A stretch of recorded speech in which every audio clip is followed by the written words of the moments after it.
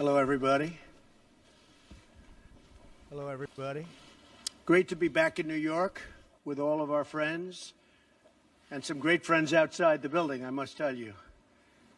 I want to thank all of our distinguished guests who are with us today, including members of our cabinet, Treasury Secretary Stephen Mnuchin, OMB Director Mick Mulvaney, and of course our Transportation Secretary, who's doing a fabulous job, Elaine Chao. Thank you all for doing a really incredible and creative job on what we're going to be discussing today, which is infrastructure. We've just had a great set of briefings upstairs on our infrastructure agenda. My administration is working every day to deliver the world-class infrastructure that our people deserve and, frankly, that our country deserves. That's why I just signed a new executive order to dramatically reform the nation's badly broken infrastructure permitting process. Just blocks away is the Empire State Building. It took 11 months to build the Empire State Building. But today it can take as long as a decade and much more than that. Many stories where it takes 20 and 25 years just to get approvals to start construction of a fairly routine highway.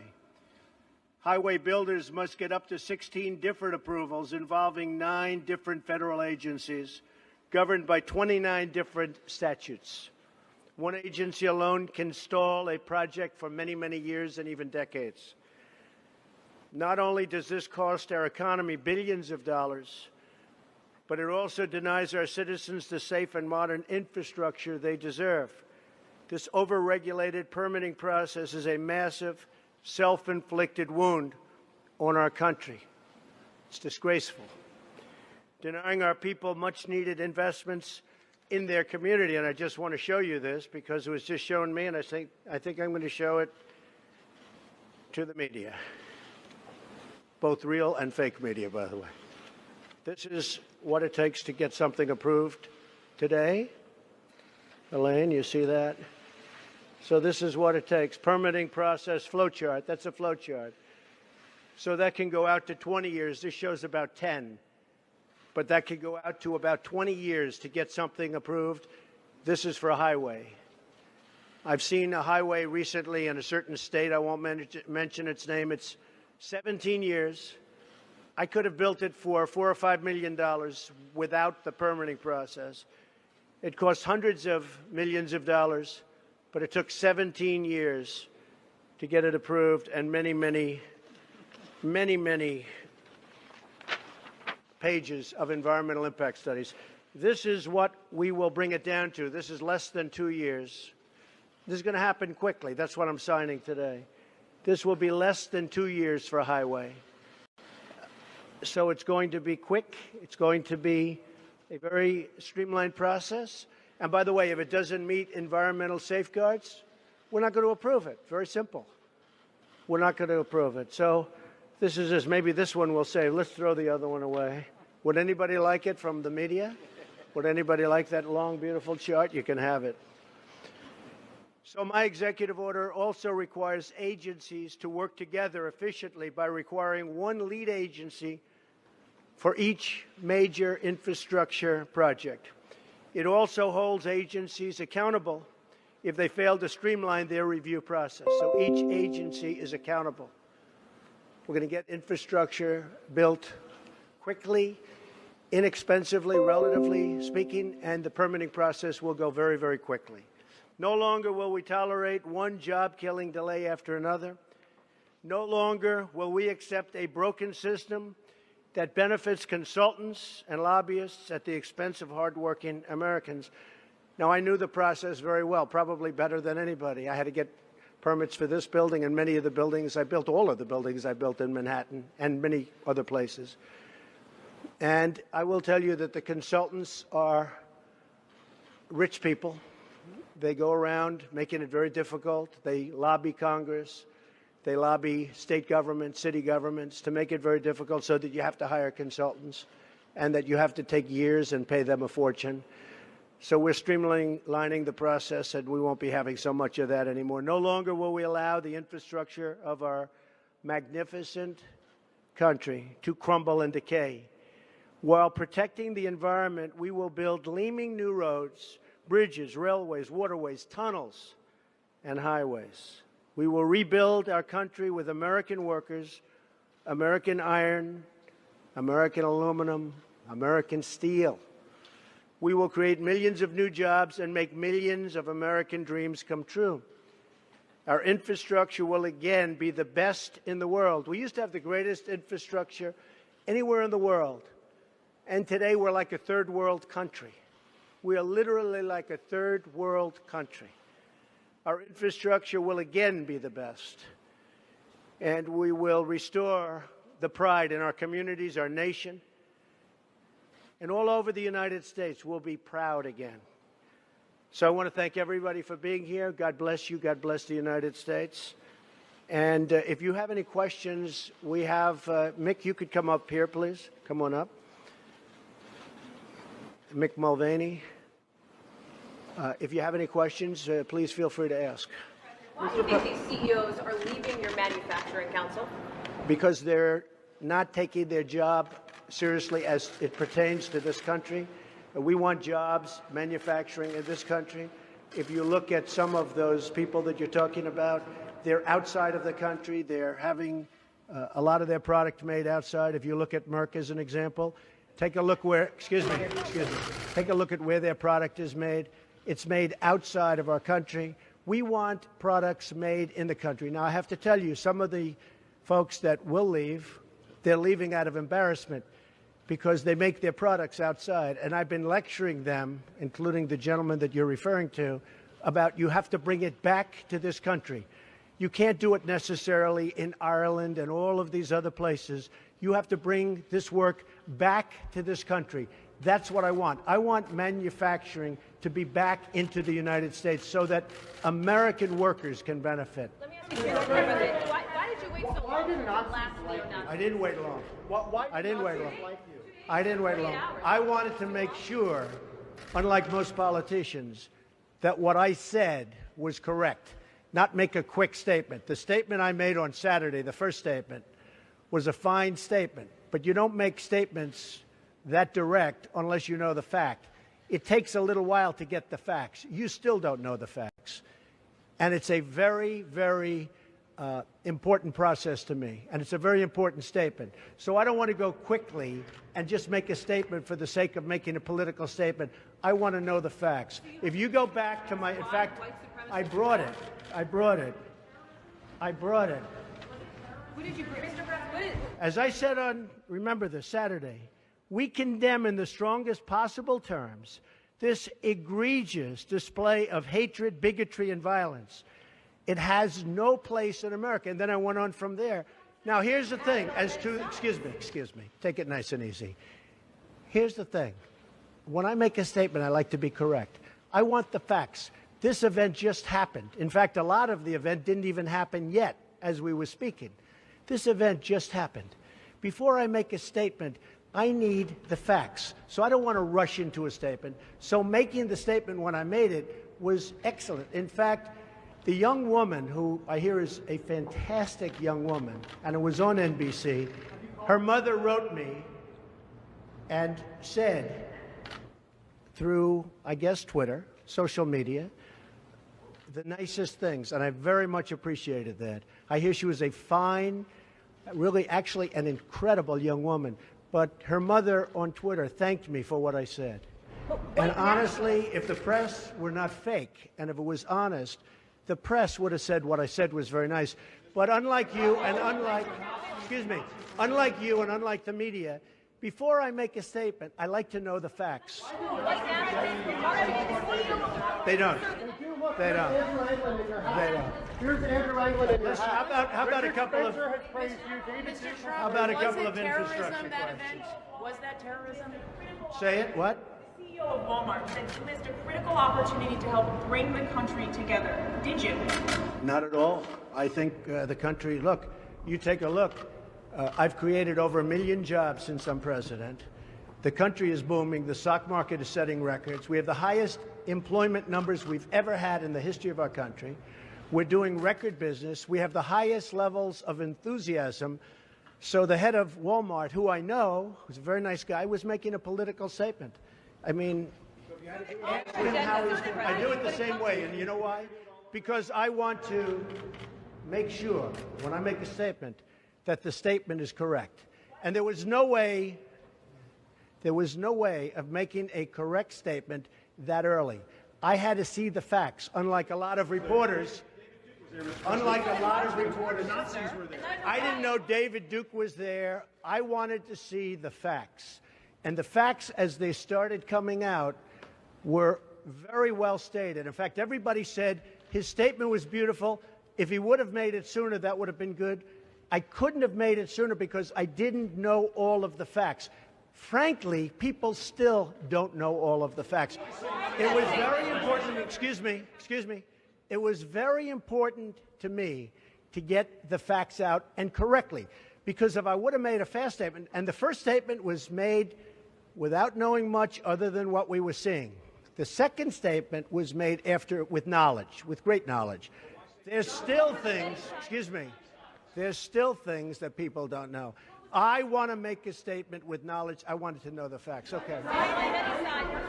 Was this two questions. Was this terrorism? And can you tell us how you're feeling about your chief strategist? Well, I think the driver of the car is a disgrace to himself, his family, and this country. And that is, you can call it terrorism. You can call it murder. You can call it whatever you want. I would just call it as the fastest one to come up with a good verdict. That's what I'd call it. Because there is a question. Is it murder? Is it terrorism? And then you get into legal semantics. The driver of the car is a murderer. And what he did was a horrible, horrible, inexcusable thing. Can you tell us how you're feeling about your chief strategist, Mr. Bannon? Can you talk about that? I would echo Maggie's question. Steve Bannon is... I never spoke to Mr. Bannon about it. Tell us broadly what your, do you still have confidence in Steve? Well, we'll see. And look, I like Mr. Bannon. He's a friend of mine. But Mr. Bannon came on very late. You know that. I went through 17 senators, governors, and I won all the primaries. Mr. Bannon came on very much later than that. And I like him. He's a good man. He is not a racist. I can tell you that. He's a good person. He actually gets a very unfair press in that regard. But we'll see what happens with Mr. Bannon. But he's a good person, and I think the press treats him, frankly, very unfairly. Do you have confidence that Senator McCain has called on you to defend your National Security Advisor, H.R. McMaster, against some of these attacks? I did it the last time. And he called on it again, linking the Senator to McCain? To the alt-right. And Senator McCain, you mean the one who voted against Obamacare? And he said who is Senator? You mean Senator McCain who voted against us getting good health care? McCain said that the alt-right is behind these attacks, and he linked that same group to those who perpetrated the attack in Charlottesville. Well, I don't know. I can't tell you. I'm sure Senator McCain must know what he's talking about. But when you say the alt-right, define alt-right to me. You define it. Go ahead. Well, I'm saying, define it for me. Come on, let's go. Define Senator it for me. McCain defined them as the same group. Okay, what about the alt-left that came charging at him? Excuse me. What about the alt-left that came charging at the, as you say, the alt-right? Do they have any semblance of guilt? This is Senator McCain's statement. Let me ask you this. What about the fact that they came charging with clubs in their hands, swinging clubs? Do they have any problem? I think they do. So, as far as I'm concerned, that was a horrible, horrible day. Wait a minute. I'm not finished. I'm not finished, fake news. That was a horrible day. I will tell you something. I watched those very closely, much more closely than you people watched it. And you have, you had a group on one side that was bad, and you had a group on the other side that was also very violent. And nobody wants to say that, but I'll say it right now. You had a group on the other side that came charging in without a permit, and they were very, very violent.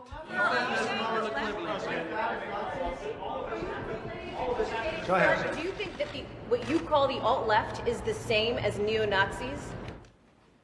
Those people, all of those people, excuse me, I've condemned neo-Nazis.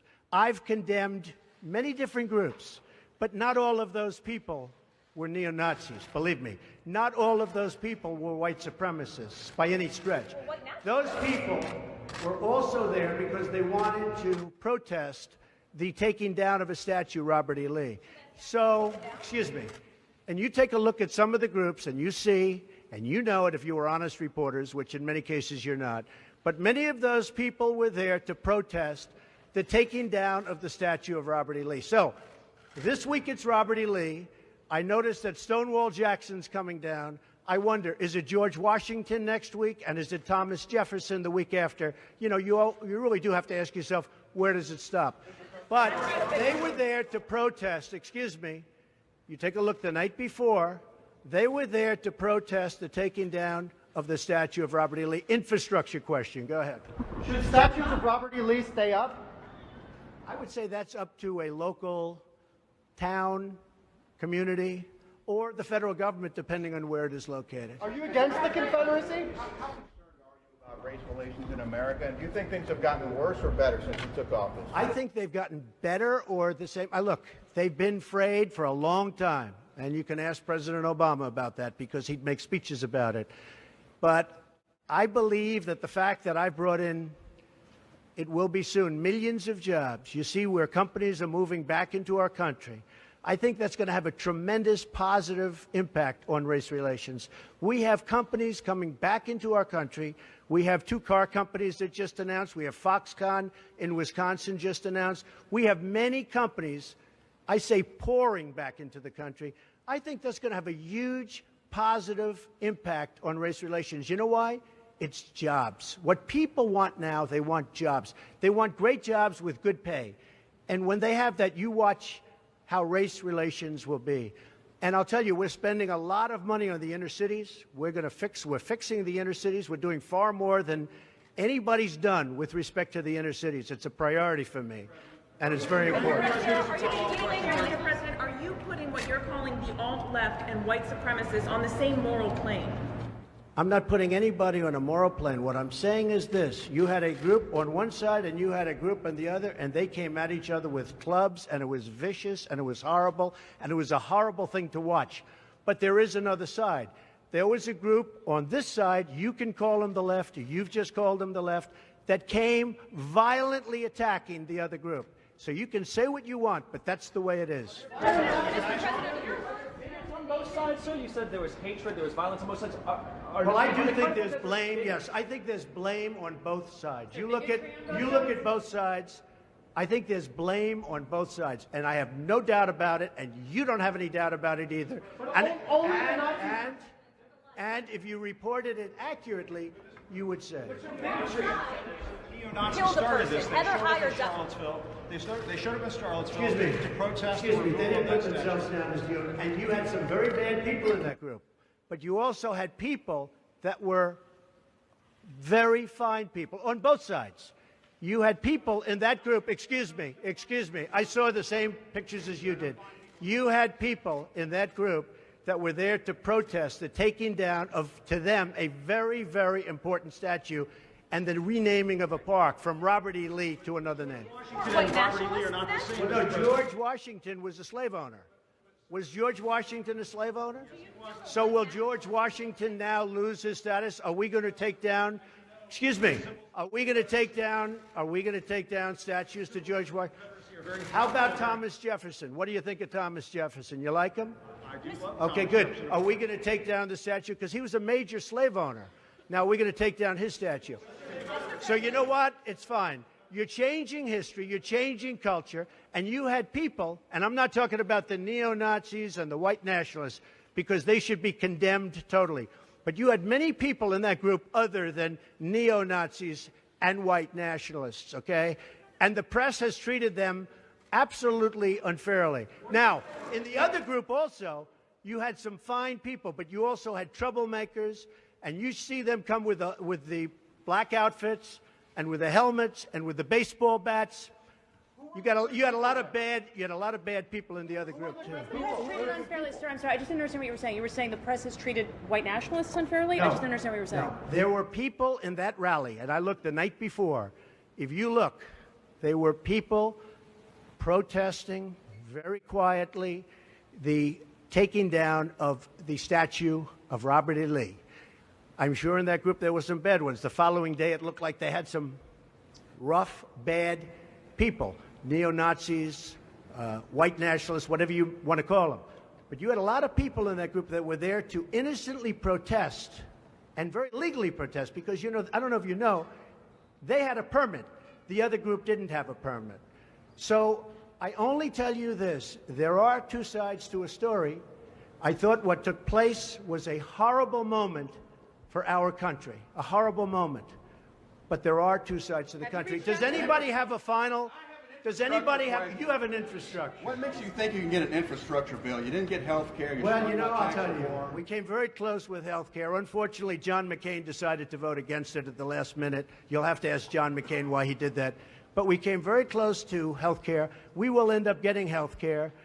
But we'll get the infrastructure, and actually infrastructure is something that I think we'll have bipartisan support on. I actually think Democrats will go along with the infrastructure. President, have you spoken to the family? Have you spoken to the family of the victim of the car attack? No, I'll be reaching out. I'll be reaching out. When will you be reaching out? I was I thought that the statement put out, the mother's statement, I thought was a beautiful statement. I always tell you, it was something that I really appreciated. I thought it was terrific, and really under the kind of stress that she's under and the heartache that she's under, I thought putting out that statement to me was really something I won't forget. Thank you all very much. Thank you. Thank you. Do you plan to go to Charlottesville, Mr. President? Do you think you're helping to heal the nation? I own a house in Charlottesville. Will you go to? Does anyone know I own a house in Charlottesville? Where is it? Oh boy, it's going to be. It's in Charlottesville. You'll see. Is it near the winery or something? It is the winery. Will you go to visit and try to? I mean, I know a lot about Charlottesville. Charlottesville is a great place that's been very badly hurt over the last couple of days. But I own actually one of the largest wineries in the United States. It's in Charlottesville. What do you think needs to be done to overcome the racial divides? Well, I really think jobs can have a big impact. I think if we continue to create jobs, over 1 million, substantially more than 1 million, and you see just the other day, the car companies coming in with Foxconn. I think if we continue to create jobs at levels that I'm creating jobs, I think that's going to have a tremendous impact, positive impact on race relations. And what you said today, how do you think that will impact the racial?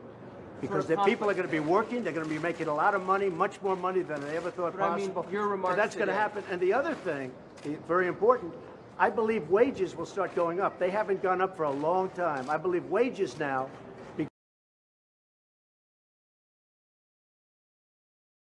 Are you the Mr. President?